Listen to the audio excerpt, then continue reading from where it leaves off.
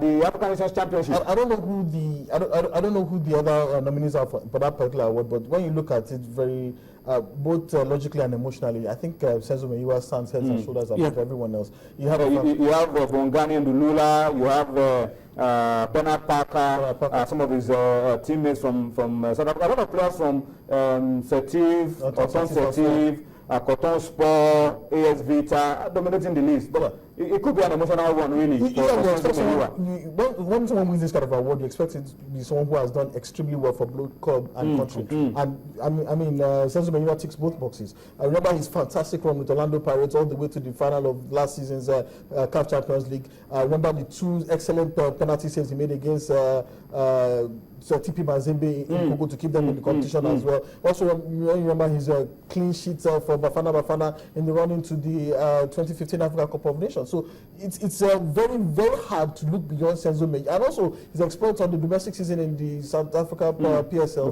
before his life was cut short. So it's very difficult to look beyond Senzo Meyiwa. Unfortunately for NGK Ozwenyi, apart from the Chan, nothing else.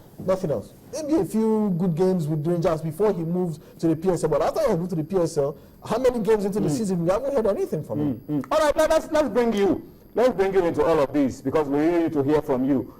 We've just given you that breaking news coming through from the Secretariat of the Confederation of African Football CAF, the short list for the 2014 Glow CAF Awards. And we just want to remind you again, January 8th, it's a Thursday. The event will be holding in Lagos, and we are expecting that it will be as glamorous or even more glamorous than what we had last year. But let's bring you into all of this. What do you feel? What do you think about this? Tunde says he doesn't think Vincent will make that final shortlist of 3 going into the final day. What do you think? Do you think Vincent has done enough or is doing enough to make that shortlist of 3? Or maybe you just look at the list that Tunde reeled out and hazard a guess who could be in, who could be out. And then, of course, for the African players based in Africa, NGK Ozwenyi, late Senzo Meyiwa, and a few others are also in that shortlist. What exactly do you think of that shortlist? Who is in, who is out, who will eventually win it at the end of the day? So please, let's hear from you. Take advantage of what you're seeing on your screen via our platforms. On Sports Tonight, we will try to read your comments, as much of it as we can, on the program tonight. Going forward, okay? So that's just to react very quickly to the breaking news that our producer has sent in to us while working there behind the scene. Let's quickly come up now, and where else do we go? Let's take it very quickly to Uyo.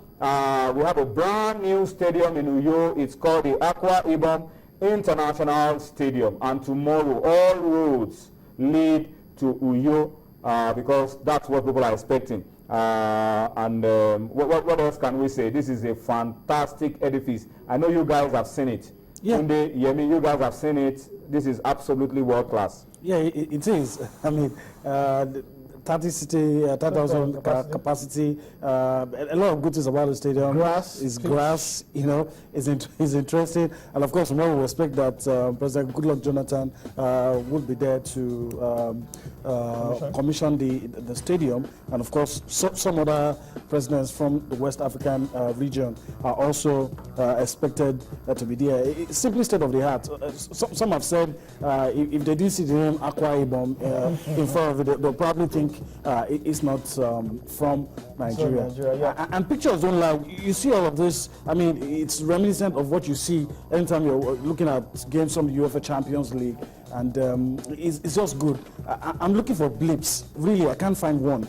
All the things that I've seen and heard about, and like they say, pictures don't lie. Pictures from the Akwa Ibom Stadium, although the big question mark will be in years to come, maintenance. That will be the big issue there. But and speaking of maintenance, I think I read very clearly that the Akwa Ibom State government has signed a maintenance contract with construction giants Julius Berger. So at least for the next 10 years, the future of this stadium is guaranteed somewhat. But stadiums are not 10 10-year projects. They are long-term products. They are 50, 20, 100-year programs. So we're looking beyond that. But for the first 10 years, we're happy about it. We're also hoping that the Akwa Ibom State government will not neglect the existing township. That's a bulletproof for the state box. Yeah, exactly. Bulletproof state That's box. 70 seats. So in case you have sinister intentions and you come here, you're not going to succeed.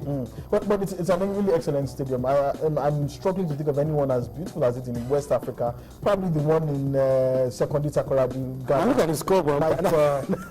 Might come close. Another anyone stadium I could possibly match it in Africa would probably be the Angola National Stadium. Probably Apart from the FNB, the Angola National Stadium is also is a masterpiece. Let me overrule you. The Angola National Stadium. Hold on. Let me make It's the best stadium in West Africa. Hold on. That's okay. That's your own opinion.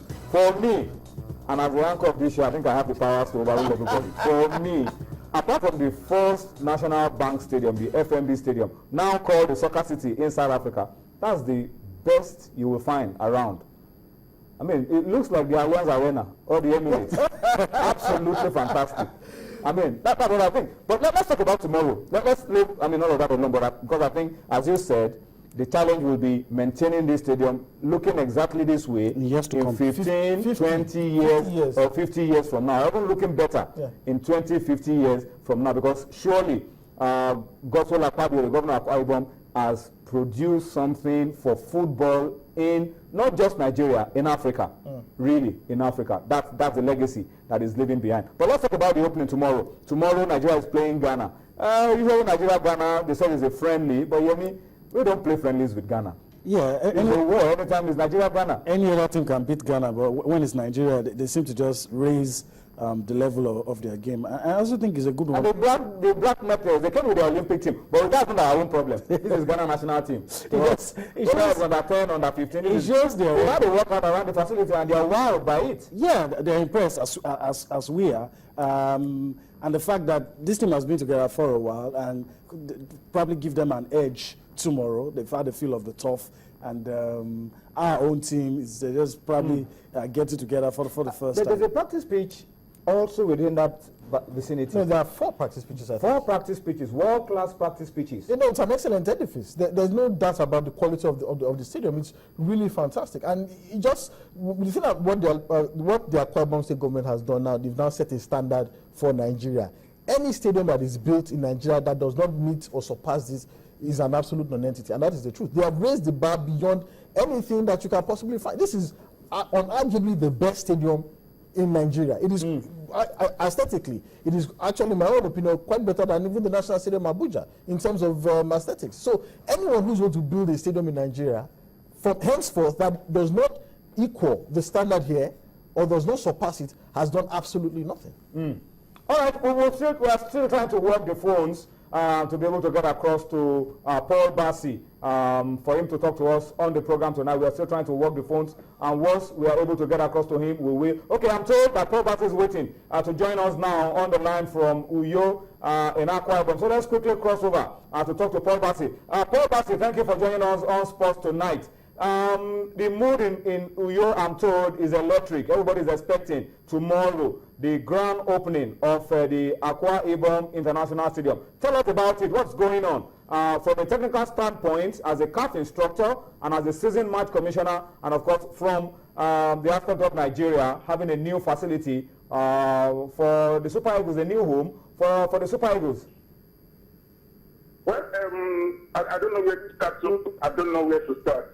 As a football person, you are talking about the match tomorrow, but there's more to it than that. You said electric. For me, it's a pleasant madness. The whole place, the city is agog. For the first time ever, I've seen a city that you cannot get one hotel room. That is how exciting it is. Nigeria has descended into Uyo. So no hotel rooms, everywhere filled up, everybody looking forward. It is that.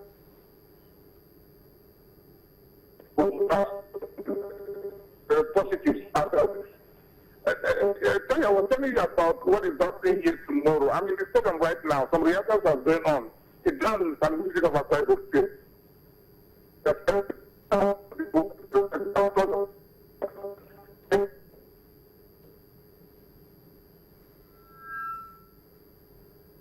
lot of the household rent.